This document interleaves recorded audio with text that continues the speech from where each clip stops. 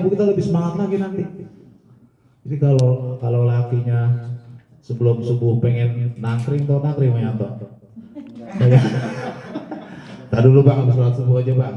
Nah, kalau saya ditangkringin sebelum subuh, awang termandinya saya jadi ke jamaah. Ntar aja Bang habis sholat subuh begitu.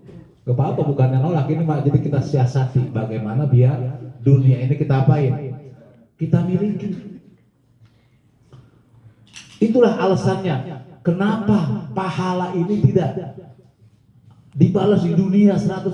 Kenapa? Itu tadi 2 rakaat aja kita sholat qobliyah subuh, pahalanya apa tadi itu? Lebih baik daripada dunia dan isinya. Kalau dibalas sekarang agak muat dunia ini. Makanya balasnya di mana? Di akhirat nanti yang tempatnya lega. Makanya kita bisa kesini ini satu rezeki. Jadi jangan kita konotasi kita rezeki itu uang saja, jangan. Sehatan kan, kayak Satria masih bisa ngerokok, sehat Bu. Orang kalau masih bisa ngerokok berarti sehat. Ya, bener gak kayak? Iya, orang kalau kagak ngerokok biasanya udah dilarang mau dokter katanya. Kalau nggak mau bini yang takut dimarahin. Itu. Emang mau punya duit 100 juta nih. Habis dapat nangkap duit 100 juta, kaget dia kan? Stroke dia masuk rumah sakit. Habis 105 juta, mau begitu? Dia nombok ini tekor. Inilah yang perlu kita syukuri. Makanya kita ditakdirkan jadi orang hatinya damai, hatinya tenang, hatinya enggak gelisah. Ini satu rezeki. Dan itu kadang sering kita alami itu. Kadang-kadang kita nih buat jajan besok misalnya belum kebayang duitnya, buat makan besok belum punya beras. Kadang kita malamnya masih bisa apa? Masih bisa ketawa ketiwi sama anak bini kita. Pernah gak gitu? Pernah kan? Itu rezeki luar biasa itu. Kadang malah sebaliknya pas dapat arisan ini duit banyak malah apa? Malah berantem sama lakinya sama bininya kan, ini pengen beli ini pengen beli ini. Makanya kebahagiaan itu ketika Allah takdirkan atau inginkan kita jadi orang baik, itu salah satunya. Wa ghinahu fi qalbi, akan dikayakan hati kita, akan ditambahkan ketakwaan kita. Di saat di sini salah satu syiar Islam, dan syiar Islam ini adalah takwa hati. Wa may yu'azzim sya'airallah fa innaha min taqwal qulub. Orang yang mengagungkan, orang yang membesarkan syiar-syiar Allah itu adalah salah satu ketakwaan dalam hati kita. Kemudian idza aradallahu syarran, kalau Allah menghendaki tidak baik, kata Nabi fal fi basori, kalau nggak salah, artinya akan difakirkan pandangan matanya. Fi ainai waliwafakir fi ainai, akan difakirkan, akan dimiskinkan kedua matanya. Artinya dia melihat orang senang susah, melihat orang susah senang. Tuh tanda orang hatinya, matanya dimiskinkan Allah, atau bahasa kitanya hasud itu begitu cirinya Bu. Jadi orang hasud, jadi orang begitu susah niat orang senang, senang niat orang susah.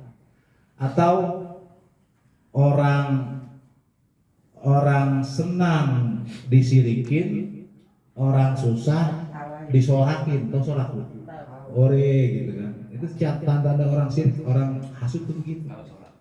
Iya, senang disirikin, susah disorakin, itu jangan sampai kita. Nah, makanya kita nih kalau tetangga beli apa-apa, kita doain aja, kita ikut gembira. Ya pakai loh. Itu dia dari mana duitnya ya, dia beli kulkas pakai 5 pintu misalnya gitu kan. Ada nggak Bu 5 pintu? Kita pakai ordeng kulkas kita ya. Nah itu jangan kayak itu. Kenapa? Karena sesama mukmin itu seharusnya kal jasadil wahid, seperti satu tubuh. Teman kita, tetangga kita, saudara kita senang, kita pun ikut senang juga. Tangga kita, saudara kita susah, kita pun harus prihatin. Kayak tubuh kita nih, ketika kita tersandung misalnya kan, langsung kan mulut refleks astagfirullahaladzim. langsung mata kita keluar air mata, langsung tangan kita refleks megangin. Itulah kal jasadil wahid kata Nabi. Antara mukmin satu dan lain seperti satu tubuh, saling menguatkan, saling merasakan kebahagiaan atau kesusahan. Makanya kalau kita, hati kita ini, pandangan kita ini selalu dikayakan oleh Allah, berarti kita bukan termasuk orang buruk atau orang tidak baik. Tapi kalau orang tidak baik, kalau bahasa kamunya lapar mata, lapar mata, ngiat apa aja pengen, apeng, kalau bahasa Jawa apeng, apa aja pengen, itu jangan apeng kita.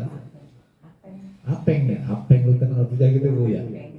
Iya, kadang-kadang tetangganya beli motor baru, lakinya dimarahin. Masih bang lu kalah sama dia bang lah. Orang rezekinya beda-beda. Jangankan cuma tetangga, satu ucus Bu, satu perut aja rezekinya beda-beda nasibnya. Ya kan? Ada yang rumahnya gampangan rezekinya, tapi di rumahnya berantem. Ada yang gitu kan? Ada yang rada susah tapi damai, anaknya pada soleh-solehah. Beda dalam satu keluarga.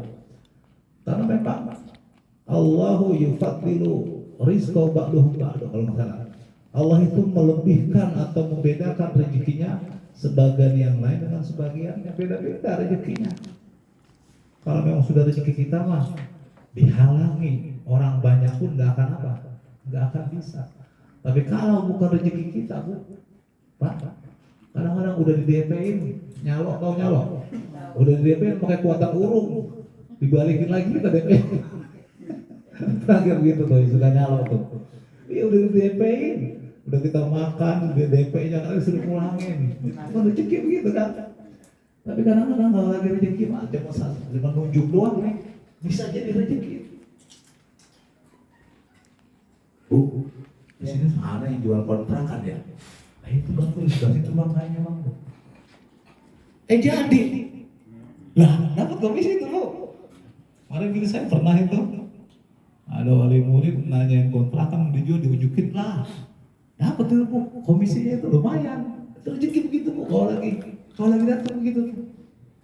Makanya kata Allah, wa ma yattaqillah yaj'al lahu makhraja wa yarzuqhu min haitsu la yahtasib. Orang yang takwa kepada Allah akan diberikan solusi dari permasalahan, wa yarzuqhu min haitsu la yahtasib, dan akan diberikan rezeki yang tidak disangka-sangka.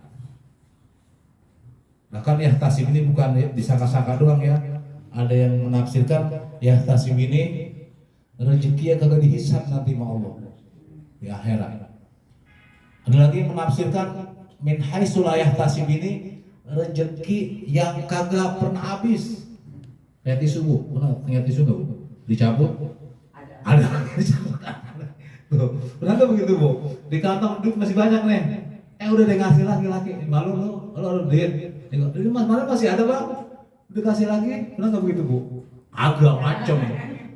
Kalau gua ditolak, diambil aja. Kalau kan masih ada Bang dari duit saya, kalau gua begitu kalau gitu diambil aja. Ambil aja. Nah, makanya tinggal kita tingkatkan ketakwaan kita. Artinya yang mungkin kemarin kita zikirnya cuma di sini doang, besok kalau udah punya buku tuh di rumah juga dibaca aja. Kenapa? Karena itu salah satu ciri ketakwaan kita. Karena kalau kita soleh, kalau kita baik Bu, kata Allah, innal arda yurisuha li ibadiyas sholihin. Sungguhnya bumi ini akan diwariskan kepada hamba-hambanya yang soleh. Makanya para kiai, para ulama itu pada mewah-mewah Bu. Ya, ada mobilnya Alphard kan, ada mobilnya BMW, mobilnya apa namanya Rubicon. Kenapa? Karena mungkin ketakwaan dia lebih tinggi dari kita. Kalau kita takwa, insya Allah janji Allah itu bukannya kita bisnis ini ibadah, bukan Bu ya. Karena memang Allah janjikan kayak gitu. Kalau kita berharap ketika ketakwaan kita dibalas itu ya nggak salah, karena memang Allah janjikan buat memotivasi ibadah kita supaya kita bisa nih seperti orang-orang. Kita bisa seperti dia. Bagaimana dia bisa begitu? Kita cari apanya? Cari triknya atau cari teknisnya bagaimana? Kok lu bisa begitu sih? Nih gua amalan gua baca sholawat 10.000 tiap malam, baca istighfar 10.000 tiap malam, kuat nggak lo? Coba dah kalau lo begitu bisa. Nah, gitu. Jadi jangan kita sirikin, kita ikuti caranya bagaimana biar kita bisa seperti dia. Karena itu iri, yang seperti itu boleh. Kita iri sama orang kaya yang dermawan boleh, tapi jangan dimusuhin. Maksudnya kita minta triknya, kita minta sarannya supaya kita seperti dia. Kita iri kepada orang alim yang mengamalkan ilmunya boleh. Kita iri kepada orang yang ahli ibadah supaya kita bisa beribadah boleh. Karena kalau kita deket sama orang soleh gini Bu nih, insya Allah nanti ke bagian solehnya. Nah, ada video tuh, ada apa namanya, ada buahan dua seger, yang satu busuk. Nah, yang busuk itu ditempelin kepada yang seger dua tuh. Akhirnya yang seger itu jadi apa? Jadi hutan busuk. Artinya ketika kita salah memilih teman, salah memilih sahabat, siap-siap aja. Bukan kita berarti nggak boleh berteman sama yang kurang baik, bukan. Artinya kalau kita belum mampu untuk membawa atau menarik mereka, jangan coba-coba. Salah-salah kita yang apa? Yang ikut kagak baik. Tapi kalau kita bisa menarik atau mewarnai dia, silahkan. Makanya tinggal bagaimana kita bisa mengkondisikan lingkungan atau teman-teman kita menjadi baik, silahkan. Tapi kalau khawatir kita akan terbawa tidak baik, jangan kita dekati. Jangan sampai keimanan dan ketakwaan kita jadi luntur atau jadi terpengaruh tidak baik. Oleh karena itu, marilah kita baca Fatihah, kita mohon kepada Allah Subhanahu wa taala agar kita dan keluarga kita ini diberikan kesehatan.